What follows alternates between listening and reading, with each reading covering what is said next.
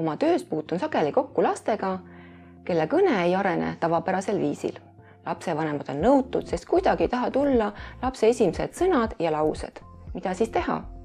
Sinu partneriks lapse kõne arengu toetamisel on logopeed. Aga kuidas see käib? Tere, tulge sisse. Ükskord näite, sul on see kaasas ja... Esmalt saame tuttavaks, räägime ja ma palun sul oma lapsega tegutseda. Ma vaatan, kuidas oma lapsega suhtled. Miks? Sest nii ma näen, milliseid nõuandeid sa vajad ja milliseid mitte. Ma ei anna sulle lihtsalt nõu, vaid näitan, kuidas nõuandeid ka rakendada. Teeb niimoodi, jah. Vahel palun ma sulle enda ja lapse suhtlus kodus filmida. Nii saame koos vaadata, kuidas sa teraapias õpitud nõuandeid kodus oma lapsega suheldes kasutad. Mis töötab ja mis mitte ning saame koos seada uued eesmärgid.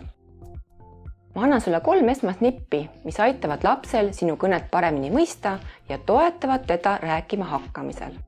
Ole lapsega samal tasandil ja suhtle näost näkku. Selleks küükita, lama, istu, tõsta laps enda kõrgusele. Nii näeb laps, kuidas sa sõnu ütled.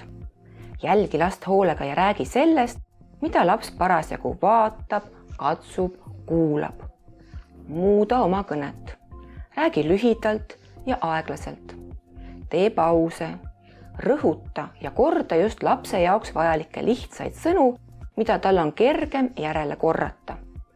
Lisa kehakeelt ja žestid. Ole emotsionaalne.